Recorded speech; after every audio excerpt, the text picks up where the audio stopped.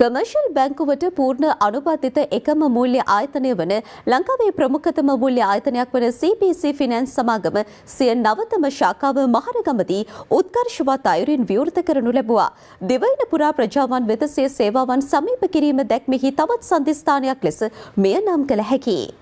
මහරගම ශාඛාව විවෘත කිරීමත් සමගින් මහරගම හා ඒ අවට ප්‍රදේශ වාසීන්ට සහ ව්‍යාපාරික ප්‍රජාවට ඔවුන්ගේ මූල්‍ය අවශ්‍යතා සපුරාලීම සඳහා සැලසුම් කරන ලද පුළුල් පරාසයක මූල්‍ය විසඳුම් වෙත පිවිසීමේ අවස්ථාව ඒ අනුව හිමි වෙනවා.